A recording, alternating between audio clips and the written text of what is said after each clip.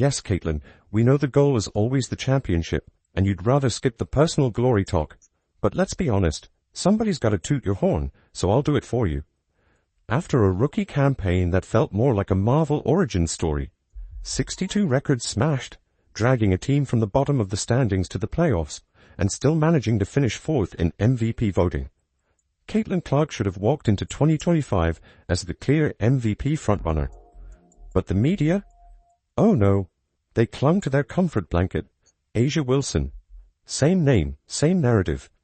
And when it wasn't A'ja, they'd pivot to excuses faster than Angel Reese on a missed layup. But now the shift has arrived, and it's loud. There we are, right there. Caitlin Clark is officially the favorite to win the most valuable player. FanDuel, BetMGM, and yes, even ESPN, after months of shady behavior, now have Caitlin Clark leading the MVP race. Not tied, not trailing, leading. This isn't Twitter hype. This is Vegas talking. This is money talking. This is we know what's coming energy, and it's being backed up with receipts. If you agree Caitlin will win MVP this year, comment CC MVP down below. Even the media types who spent all of 2024 rolling their eyes and pretending they didn't see the explosion happening in Indiana? Yeah, they're slowly lining up now. Suddenly, the tone's a little less smug and a lot more, wow, Caitlin might actually be her. The fans already knew. We've been screaming it for months. Caitlin Clark isn't just good, she's rewriting the rulebook. So, what's behind the sudden turnaround? Easy. Everything. Every sign, every stat, every off-season upgrade screamed, MVP season incoming. We're about to watch Caitlin go full supernova, and the league isn't even ready. But before we dive into this dominance, hit that like button if you think she's taking MVP and subscribe so you don't miss any fever fireworks. I truly think that the second year for Caitlin Clark is going to be like nothing we have ever seen. She has had an entire off-season to train, to get into the gym, to work on things that she struggled with during her rookie season. Caitlin's rookie year wasn't just impressive, it was disrespectful to logic. 62 records. Let that number sit with you. And the crown jewel? The all-time WNBA single-season assist record as a rookie. That's not just elite, that's absurd. And she pulled it off while being public enemy number one, the most analyzed, criticized, and televised player in the league, dragging a rebuilding team toward legitimacy. Imagine breaking records while dodging elbows and media shade every week. Post-snub, she went ballistic. 23 points per game, carrying Indiana like a backpack through the playoff push. And she didn't just elevate her game, she leveled up the entire roster. All while under a microscope that would have crushed most players. Naturally, everyone with a working brain figured year two would be even scarier. But then some analysts got brave. Bleacher Report's WNBA expert Newcos Duncan, put Caitlin fifth in his 2025 rankings. Fifth, below Alyssa Thomas, who averaged a thrilling 10.6 points per game. Yep, that's who he thought was more MVP worthy. Why? Because apparently ranking Caitlin higher just felt like too much. The same tired, she hasn't won a ring yet argument. Sound familiar? That's the exact logic ESPN used when they said she wasn't a top 5 college player of all time, even though she literally broke the all-time scoring record, carried the sport into the mainstream, and pulled more viewers than the men's championship game. But sure, not top 5, it's been the same story. People just refusing to give Caitlin her flowers. Until now. The very same ESPN that once left her off the GOAT list now has her ahead of A'ja Wilson and Napheesa Collier in the MVP race. And let's be real, it's a 3-horse race. After Breanna Stewart, the odds take a nosedive. The rest are just there for decoration. So what changed? Oh, just everything. The signs were always there. The roster moves. The momentum. But once training camp opened, people finally opened their eyes. What Fever fans already saw in bold, glowing lights, the rest of the world is just now catching up to. The whispers were getting louder last season. Caitlin and the Fever were succeeding despite Christie's sides. Nobody said it out loud, but the awkward silences said plenty. Caitlin herself hinted at it early, mentioning the lack of sideline feedback. The chemistry, office, the body language. Frustrated. Fans weren't subtle either, watching close games slip away thanks to sloppy rotations and disorganized sets. So, Indiana made the smartest move they could. Enter Stephanie White, 2023 Coach of the Year, and certified basketball brainiac. White's presence will win games. But more importantly, it'll maximize Caitlin. Cleaner offense, smarter subs, movement, purpose, and Caitlin feeding teammates who are actually in the right spot to score. Hello, assist explosion. Efficiency goes up, turnovers go down, wins stack up. And suddenly the MVP narrative isn't a debate, it's a formality. And Caitlin, you can tell she's vibing. Even one Stephanie White would have been enough to supercharge her MVP case. But the Fever weren't done. They went all in.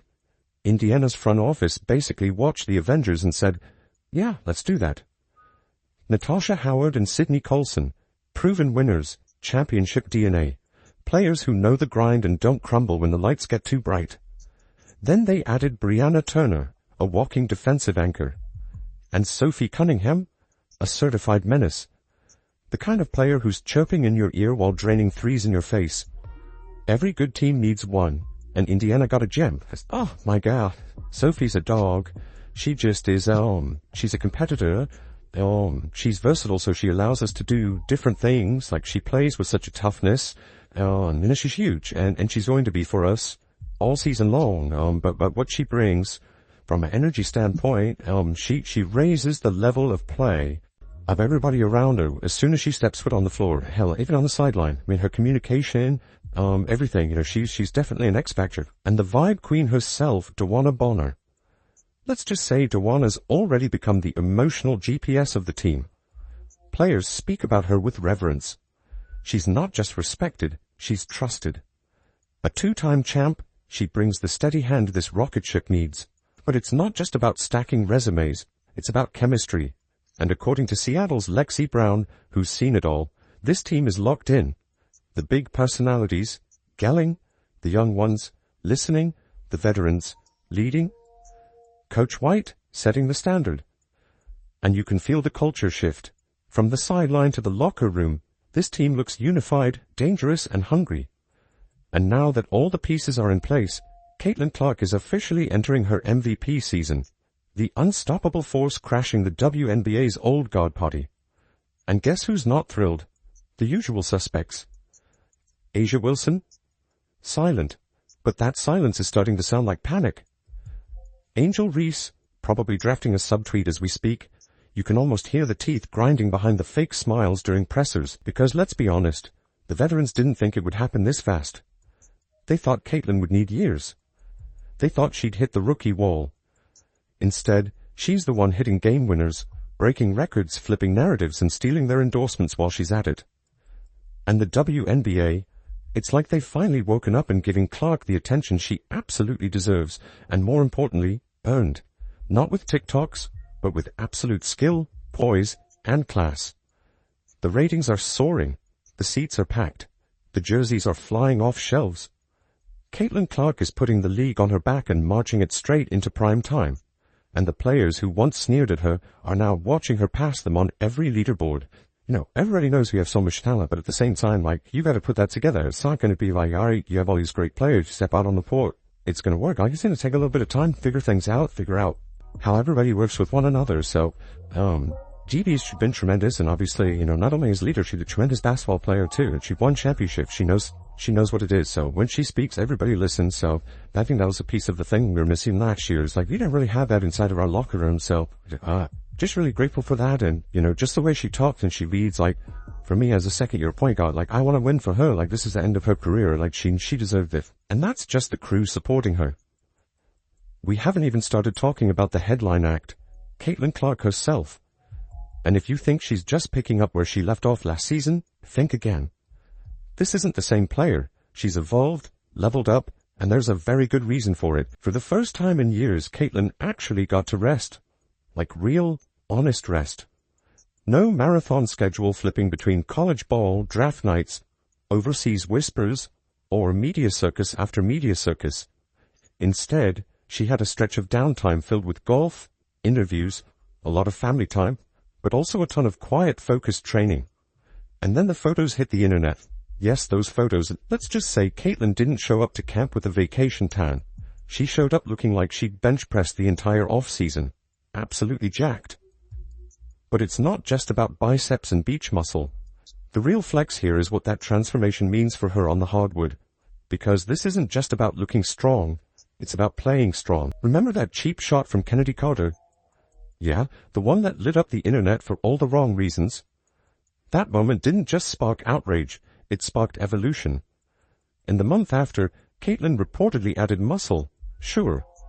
But more importantly, she added grit. A new gear. A refusal to be the rookie target any longer. And it showed. Her confidence exploded.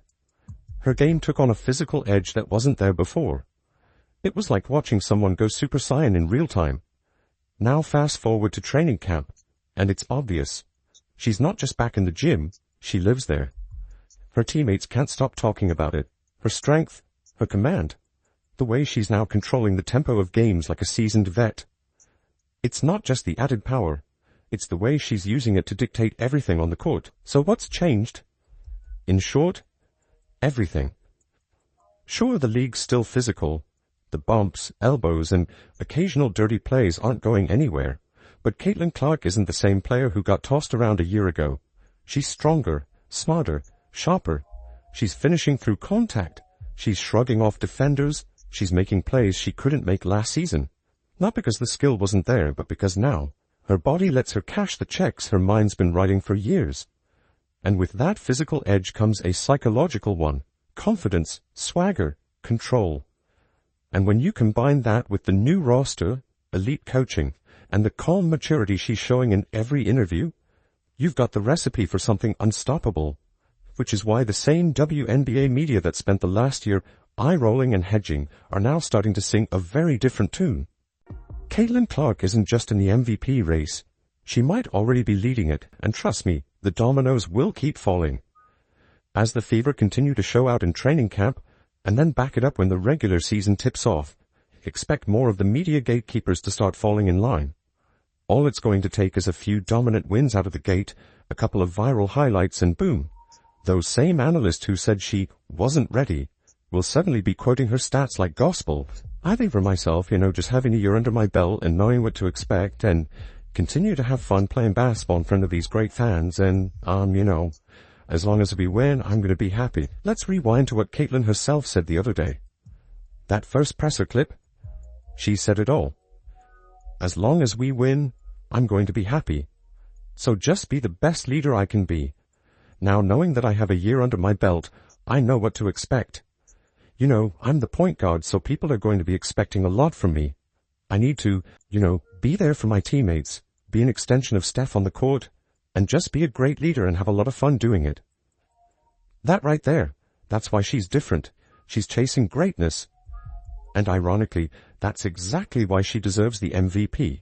Because she's not doing this for headlines. She's not here for vanity awards or flashy quotes. If she wins it, it won't be because she asked for it. It'll be because she earned it. Earned it with leadership, with grind, with games, and yes, it would mean everything. Not for the trophy, not for the speech, but because of what it would represent. Because if she wins MVP, it would be the final, undeniable mic drop to silence the haters once and for all. The ones who say her impact is about skin tone or social media, not skills. The ones who roll their eyes at the sold-out arenas. The ones who pretend the hype isn't real. That MVP title would shut them down. No spin, no excuses, just truth. The Indiana Fever's Now You Know campaign already sent a warning shot. It was loud. It was proud. It didn't tiptoe. But if Caitlin Clark ends this season with an MVP in hand, that won't just be a warning. That'll be the exclamation point. If you agree Caitlin will win MVP this year, comment CC MVP down below.